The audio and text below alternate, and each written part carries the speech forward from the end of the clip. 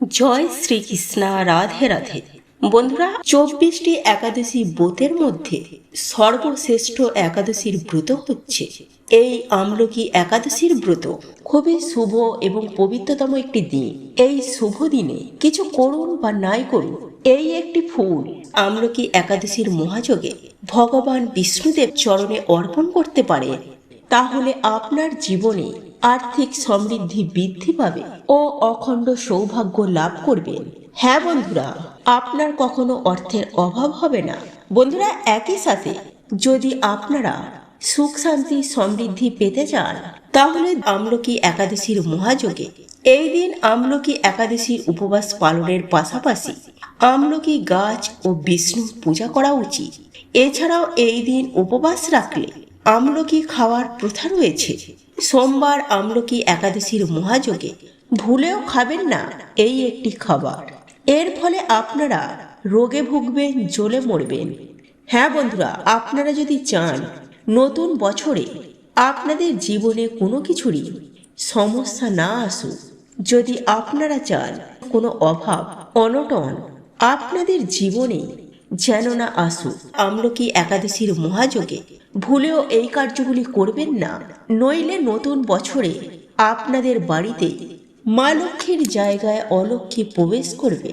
আর বন্ধুরা, আপনারা প্রত্যেকেই জানি, যেখানে অলক্ষ্মী থাকে সেই গৃহে বা সেখানে কখনোই সুখ শান্তি সমৃদ্ধি থাকে না। বন্ধুরা, আপনারা ভুল করেও আমলকি একাদশীর মহাযোগে এই 4টি কাজ ভুলেও করবেন না, নইলে আপনাদের খুবই খারাপ কাটতে পারে। বন্ধুরা, বছরের অন্যতম ও পবিত্র একাদশী হলো এই আমলকি একাদশী। আর এই আমলকি একাদশীর দিনে ভগবান বিষ্ণুদেবের পুজো আরাধনা করলে এবং তার পছন্দের এই ফুলটি নিবেদন করে হৃদয়ের অন্তর থেকে ভক্তি সহকারে তার পুজো আরাধনা করলে একদিকে যেমন বহু জন্মের পাপ থেকে উদ্ধার পাওয়া যায়, ঠিক তেমনি আপনার সমস্ত মনের ইচ্ছা পূরণ হওয়া থেকে কেউ আটকাতে পারবে না। তাই বন্ধুরা, আজ আমি আমার এই ভিডিওটির মাধ্যমে আপনাদের অতি পরিচিত এমন একটি বিশেষ ফুলের কথা বলবো, যে ফুলটি শুধুমাত্র ভগবান বিষ্ণুদেবের নয়, মা লক্ষ্মীরও অত্যন্ত প্রিয় একটি ফুল। আর আমলকি একাদশীর মহাযোগে আপনি যদি এই ফুলটি ভগবান বিষ্ণুদেবকে ও মাতা লক্ষ্মীকে অর্পণ করতে পারেন, তাহলে ভগবান বিষ্ণুদেব এবং মাতা লক্ষ্মী আপনার ওপর অত্যন্ত সন্তুষ্ট হবেন। এর ফলস্বরূপ আপনার সংসারে আর্থিক উন্নতি হওয়া থেকে কেউ আপনাকে আটকাতে পারবে না। এক কথায় আপনারা বলতে পারেন যে আপনারা রাতারাতি ধনী হয়ে উঠবেন। এই দিন ভগবানকে পঞ্চ রবি শস্য নিবেদন করে সেই প্রসাদী গ্রহণ করতে হবে। গ্রহণ করে এই একাদশীর ব্রতটি আপনারা ভঙ্গ করবেন, অর্থাৎ পারণ ক্রিয়া সম্পূর্ণ করবেন। কিন্তু বন্ধুরা, এইবার আমি আপনাদেরকে জানিয়ে দেব যে আপনি যদি একাদশীর এই পবিত্র মুহূর্তে ভগবান বিষ্ণুদেব এবং মাতা লক্ষ্মীকে বিশেষ করে এই ফুলটি নিবেদন করতে পারেন, তাহলে আপনার সমস্ত মনোবাঞ্ছা 3 দিনের মধ্যেই পূরণ হয়ে যাবে। খুবই গুরুত্বপূর্ণ আজকের এই বিষয় প্রসঙ্গ, প্রত্যেকের জানা দরকার। দেশ ও দেশের বাইরে থেকে যে সকল দর্শকেরা এই মুহূর্তে ভিডিওটি দেখছেন, প্রত্যেককে জানাই সুস্বাগতম। অর্থাৎ সনাতনী ধর্ম তথ্যমূলক চ্যানেলে আমি সর্বদাই চেষ্টা করি সনাতন ধর্মের গুরুত্বপূর্ণ বিষয় প্রসঙ্গ আপনাদের সামনে উপস্থাপনা করতে। তাই আসুন কিছুক্ষণ সময় ধৈর্য ধরে এই বিষয়ে অবশ্যই জানার চেষ্টা করুন। শুরু থেকে শেষ পর্যন্ত ভক্তি, শ্রদ্ধা ও ভালোবাসার সহিত আপনারা শ্রবণ করবেন। ভালো লেগে থাকলে অবশ্যই একটি লাইক করবেন, কমেন্টে জয় মা লক্ষ্মী দেবীর জয় এবং জয় শ্রীকৃষ্ণ রাধে রাধে লিখে কমেন্ট অবশ্যই করবেন। তাহলে চলুন শুরু করি আজকের এই ভিডিওটি। তবে মূল আলোচনায় প্রবেশ করার আগে জয় বিষ্ণুদেবের জয়, জয় মা লক্ষ্মীর জয় লিখে কমেন্ট অবশ্যই করবেন। বন্ধুরা, আমি সবার প্রথমেই আপনাদেরকে জানিয়ে রাখি আমলকি একাদশীর মহাযোগে কোন সেই 4টি কাজ, যে 4টি কাজ করার ফলে আপনারা 2025 সালটি রোগে ভুগবেন, জ্বলে মরবেন।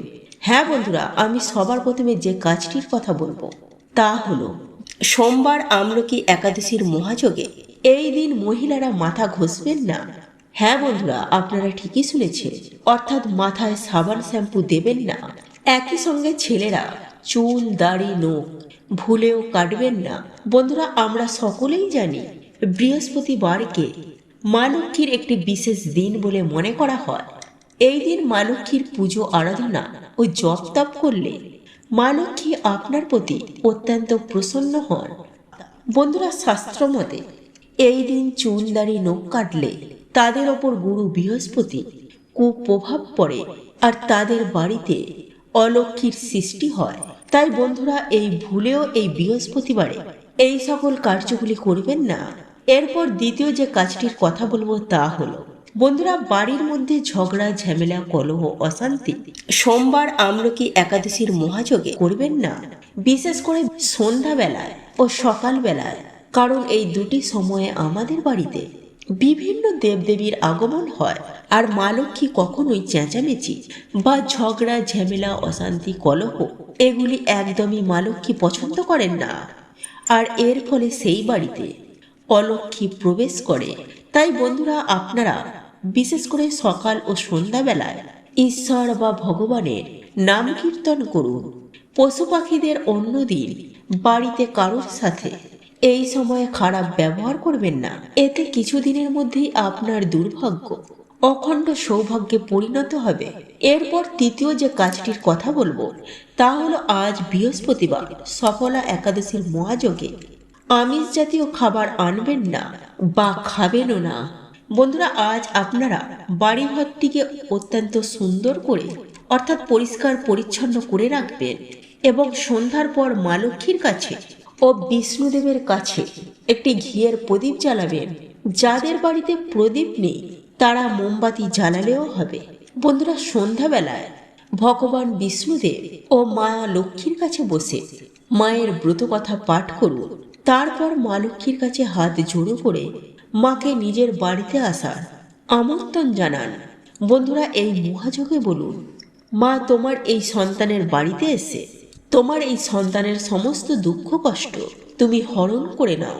বন্ধুরা, আপনি যত ভক্তি ও শ্রদ্ধা সহকারে এটি বলবেন, মা অবশ্যই আপনার কথা শুনবেন। এরপর চতুর্থ যে কাজটির কথা বলবো তা হলো, পুজো আরাধনা করার পর নিরামিষ আহার গ্রহণ করে রাতে ঘুমাবেন। কিন্তু বন্ধুরা, ভুলেও রাতে সহবাস জাতীয় কার্য একদমই করবেন না, কারণ এতে আপনার এই ভৌতিক শরীর অপবিত্র হয়ে যাবে। আর সেই রাতে যদি কোনো দেব কৃপা হয় তাহলে তা আপনারা পাবেন না। তাই বন্ধুরা, আপনারা যতটা বিশ্বাস ও ভক্তি নিয়ে করবেন ততই আপনাদের জীবনে আয় উন্নতি বৃদ্ধি হবে। বন্ধুরা, আপনারা একই সঙ্গে বৃহস্পতিবারে একাদশী তিথির মহাযোগে আপনারা পঞ্চ রবি শস্য ভুলেও এই দিন গ্রহণ করবেন না। আর যদি আপনারা ভুলবশত এইসব খেয়ে থাকেন তাহলে 2025 সালে আপনারা রোগে ভুগবেন এবং জ্বলে মরবেন। বন্ধুরা, আপনি যদি সোমবার আমলকি একাদশী তিথি পালন করেন তাহলে অবশ্যই আপনারা সবার আগে চেষ্টা করবেন যে পঞ্চ রবি শস্য পরিহার করে এই সফলা একাদশীর ব্রতটি পালন করার। এর ফলে ভগবান বিষ্ণুদেব ও মা লক্ষ্মী আপনার প্রতি অত্যন্ত সন্তুষ্ট হবে এবং আপনার সমস্ত পাপ স্বয়ং বিষ্ণুদেব হরণ করে নেবেন। আর আপনি যদি একান্তই এই একাদশীর ব্রত পালনে সক্ষম না হন তাহলে অন্তত পক্ষে বছরের প্রত্যেকটি একাদশী তিথির দিনে আমিষ খাবার খাবেন না। হ্যাঁ বন্ধুরা, অন্তত পক্ষে নিরামিষ আহার গ্রহণ করে ও আন্তরিকতার সহযোগে ভগবান বিষ্ণুদেবের পূজা করুন এবং তার পূজা করার সময় তার এই পছন্দের ফুলটি নিবেদন করতে পারলেই আপনার সেই পুজো সম্পূর্ণ হবে এবং ভগবান বিষ্ণুদেব আপনার প্রতি খুবই সন্তুষ্ট হবেন। একই সঙ্গে আমি আপনাদেরকে এটাও জানিয়ে দেব যে এই সোমবার আমলকি একাদশীর মহাযোগে আপনি যদি এই ফুলটি দিয়ে মা লক্ষ্মীর পুজো আরাধনা করতে পারেন তাহলে স্বয়ং মা লক্ষ্মীও আপনার প্রতি অত্যন্তই প্রসন্ন হবেন। আর এই ফুলটি হলো পদ্ম ফুল। হ্যাঁ বন্ধুরা, আপনারা একেবারে ঠিকই শুনেছেন, কারণ আপনারা প্রত্যেকেই জানি যে এই পদ্ম ফুল মা লক্ষ্মীর অত্যন্ত প্রিয়, কিন্তু শাস্ত্রমতে এই ফুলটি ভগবান বিষ্ণুদেবেরও অত্যন্ত পছন্দের। তাই এই সোমবার আমলকি একাদশীর মহাযোগে কোনো ভক্ত যদি ভক্তি সহকারে একটি পদ্ম ফুল নিবেদন করতে পারে, সঙ্গে ভগবান বিষ্ণুদেবের পুজো আরাধনা করতে পারে, তাহলে তার জীবনে থাকা সমস্ত প্রকারের সমস্যা এক নিমিষেই তার সমাধান হয়ে যাবে।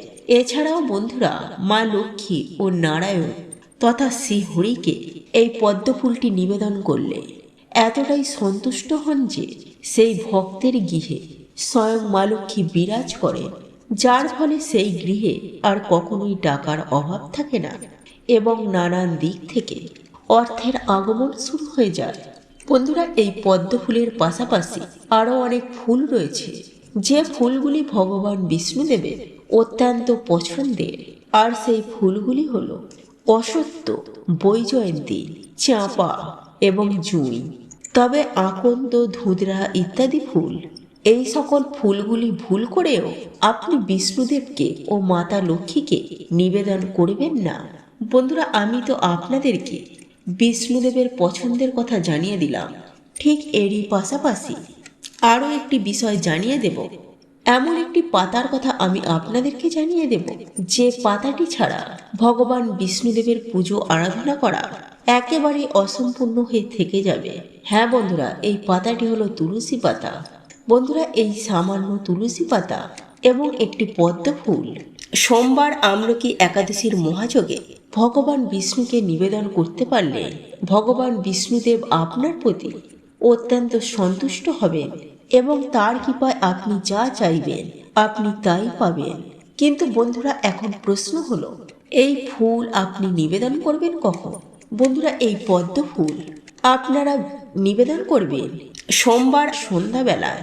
হ্যাঁ বন্ধুরা, আপনারা সন্ধ্যাবেলায় যেভাবে বাড়িতে সন্ধ্যা আরতি করেন ঠিক সেভাবে সন্ধ্যা দেবেন। বাড়িতে যেভাবে নিত্য পুজো আরাধনা করেন ঠিক সেভাবেই নিত্য পুজো আরাধনা করবেন। সঙ্গে মা লক্ষ্মীর পাঁচালী অবশ্যই পাঠ করবেন। আর আপনাদের পক্ষে লক্ষ্মী পাঁচালী পাঠ করা সম্ভব না হয়ে থাকে, তাহলে অন্তত পক্ষে শ্রবণ অবশ্যই করবেন এবং একই সঙ্গে আপনারা ভগবান বিষ্ণুদেবের এবং মা লক্ষ্মীর পুজো অতি অবশ্যই করবেন এবং সেই সঙ্গে ভগবান বিষ্ণুদেবের চরণে তুলসী পাতা অবশ্যই নিবেদন করবেন। তবে এই তুলসী পাতা আপনারা ভুল করেও সন্ধ্যার পরে তুলতে যাবেন না, বা একাদশীর দিন, দ্বাদশীর দিন ভুলেও তুলবেন না। আপনারা আগে থেকে এই তুলসী পাতা সংগ্রহ করে রাখবেন। যাই হোক বন্ধুরা, আপনারা যদি এই উপায় বা ক্রিয়াটি করতে পারেন, তাহলে আপনারা কি যে আর্থিক সমৃদ্ধি পাবেন তা কল্পনার বাইরে। হ্যাঁ বন্ধুরা, এর ফলে আপনার গৃহে সুখ শান্তি ও ধন সম্পত্তি বৃদ্ধি পাবে চোখে পড়ার মতো। ভিডিওটি কেমন লাগলো তা কমেন্টে অবশ্যই নিজের মতামত লিখে জানাবেন। যদি ভালো লেগে থাকে অবশ্যই একটি লাইক করবেন। কমেন্টে ভক্তি, ভালোবাসা ও শ্রদ্ধার সহিত জয় শনিদেবের জয় লিখে কমেন্ট অবশ্যই করবেন। চ্যানেলে যদি নতুন হয়ে থাকে তবে চ্যানেলটি সাবস্ক্রাইব করে পাশে থাকা নোটিফিকেশন বেলটি অন করে রাখবেন। তাহলে সকলে সুস্থ থাকুন, ভালো থাকুন, পরম করুণাময় ঈশ্বরের অশেষ কৃপায়।